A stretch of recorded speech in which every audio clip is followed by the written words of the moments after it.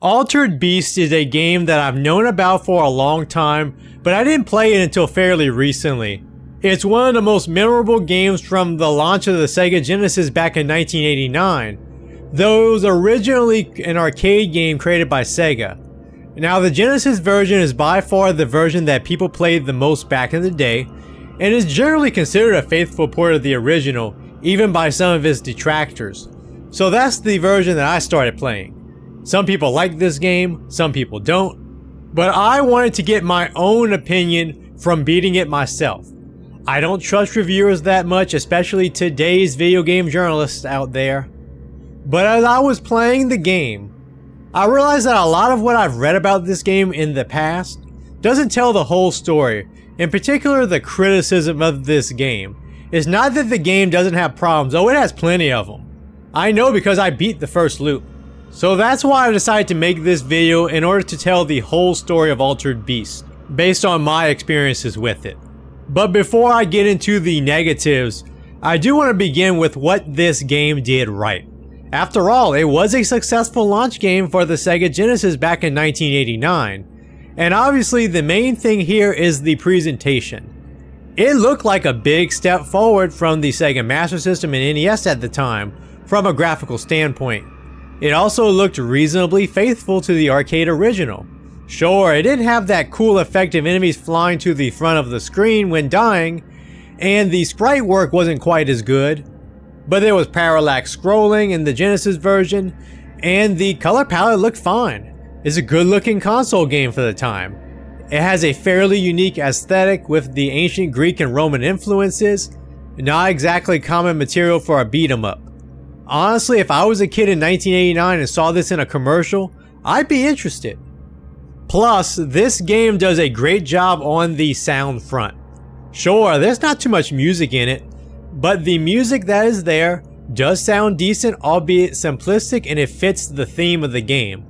But the biggest winner here is actually the sound effects. The fact that it had digitized speech back in the late 80s was a big win for a home console game.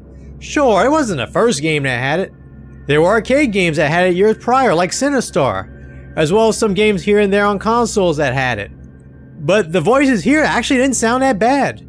Yes, they still sound a bit scratchy, but I would have been blown away if I was a kid playing this for the first time back in 1989. Your character is at least responsive. You don't feel any major sluggishness moving from left to right or landing punches and kicks. The controls overall aren't too bad, except that your crouching kick is a weird anti-air attack with hardly any range, and you have to press up and C to jump higher. I wouldn't give this game a perfect score in the controls department, but at the same time, I've seen a lot worse from old school 8-bit and 16-bit console games. And I even like the idea of an auto-scrolling single-plane beat-em-up. Auto-scrolling is a good way to put pressure on the player and keep them moving. Plus, I don't mind this game being on a single plane. It worked fine for Kung Fu Master, and it worked fine for Magic Sword the following year. Last but not least, for the positives, you do have to give credit to Sega's marketing team. Their marketing campaigns for the Sega Genesis were superb in the earlier years of that console.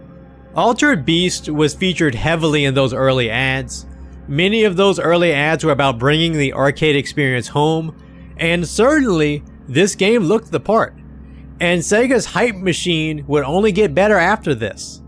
So yeah, there are positives here, but where did things go wrong for this one? Well, first of all, the game lacks depth. This is a classic case of style over substance. A lot of people like to point to repetition being a big problem, but the truth is, there are a lot of games that do well with repetitive gameplay, because there's some level of depth somewhere in the design. It could be a good scoring system that rewards great execution. After all, this was originally an arcade game. Well, Altered Beast doesn't have that. Even a beat 'em up as basic as Kung Fu Master has a better scoring system than this game. The only remotely interesting thing that it does scoring wise is giving you more points for getting all 3 power-ups on a stage by the time you run into the sorcerer for the first time. If you don't do that, you have to keep going through the stage until you finish powering up, and your bonus at the end of the stage will be lower as a result. But that's really it for the scoring, besides killing everything in sight. But even if it didn't have a good scoring system, it could have added depth elsewhere. But that doesn't really happen here either. The difficulty is incredibly pedestrian overall, and while it does get a bit harder later on, nothing here is a huge threat outside of memorizing the boss patterns and where the albino three-headed wolves are so you can get those power-ups ASAP. Outside of the occasional air enemy, you mainly just move left to right and punch and kick. And the screen always scrolls toward the right. There's little layering of the enemy attacks to try to throw off the player. Most of the enemies don't move very fast either. The stage layouts are even more plain than the enemies are. You would think that there would be some opportunities to maybe force the player to jump over a projectile or something else to mix things up a little bit. But outside of some small pits in stage 3 that are pretty easy to avoid, that doesn't happen here. The only solution this game seems to have to add challenge is throwing more enemies at the player on the second loop or on higher difficulties. And that is honestly one of the laziest solutions of all. But at least they didn't try to make the enemy spongier, I guess. Speaking of challenges, there are a couple of problems that do add some unnecessary extra challenge to this game. The first one being your hitbox. It is huge, as big as your sprite.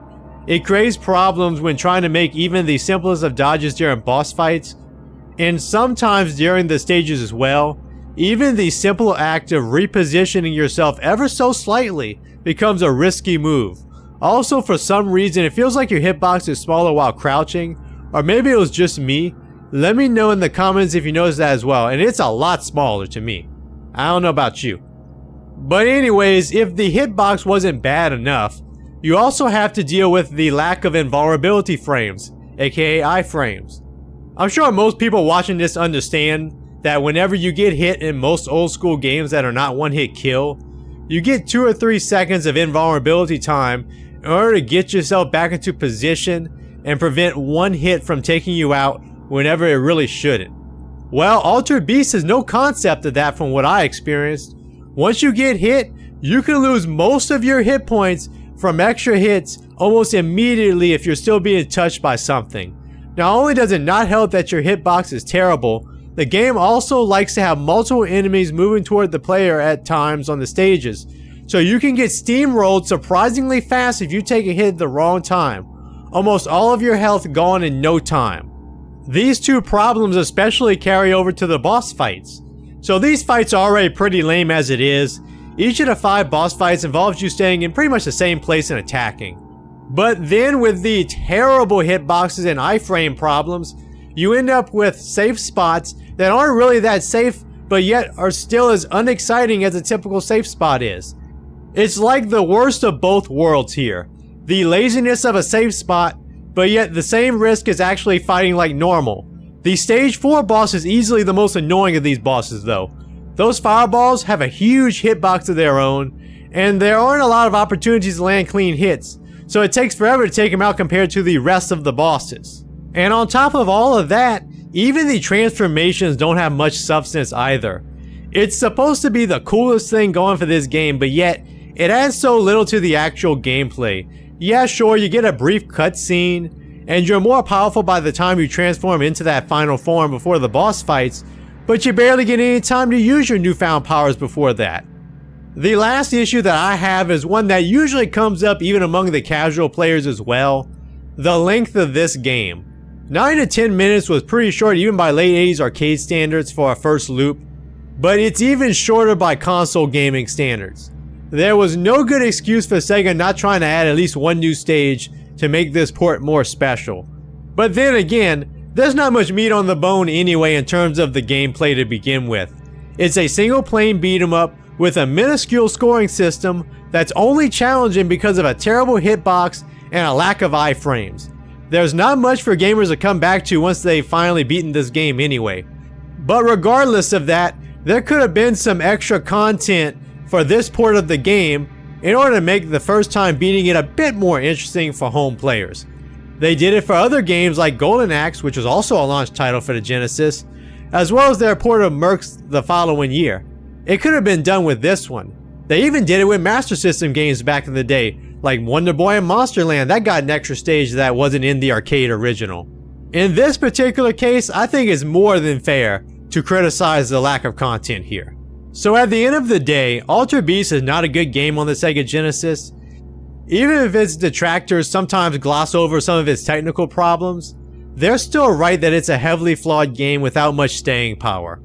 But Sega will go on to release bigger and better games for the system after this, and the Sega Genesis went on to become the company's most successful console, obviously. Let me know what you think in the comments. Let me know if you had this game growing up. I'd love to hear from you. Like and subscribe if you enjoyed this video, and if you really enjoyed it, hit the hype button because it helps a small channel like mine. My next discussion is going to be my big Dusk video that I've been promising. You don't want to miss it. Thank you for watching, and I'll see you again soon.